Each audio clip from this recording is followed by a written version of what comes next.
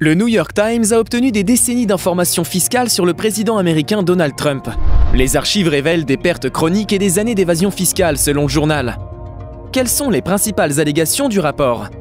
Le président n'a payé que 750 $, soit 580 pounds, d'impôt fédéral sur le revenu, à la fois en 2016, l'année de sa candidature à la présidence américaine, et au cours de sa première année à la Maison-Blanche. Il n'a payé aucune taxe de ce type dans 11 des 18 années de dossiers fiscaux examinés par le journal. Le président a réussi à réduire ses impôts en signalant de lourdes pertes sur ses entreprises. Après le succès de l'émission télévisée The Apprentice, il a d'abord payé des impôts importants, 95 millions de $ sur 18 ans. Mais il en a récupéré plus tard la majeure partie grâce à un remboursement d'impôt fédéral de 72,9 millions de $. Le remboursement reste en cours d'examen. La fille de M. Trump, Ivanka, a contribué à réduire la facture fiscale de la famille, grâce à d'importants frais de consultation. Il est personnellement responsable de centaines de millions de $ de prêts, dont la plupart viendront à échéance dans les 4 prochaines années.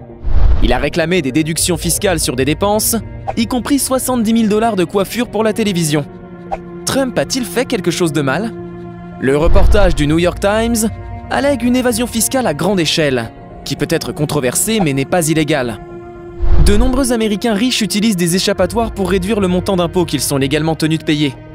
Ainsi, en 2017, le taux fédéral d'imposition sur le revenu pour les plus hauts revenus de 0,001% des déclarants était de 24,1%, selon l'IRS. C'est à peu près le même que le taux d'imposition moyen net payé par le travailleur américain moyen en 2019, selon les données de l'Organisation de coopérative et de développement économique.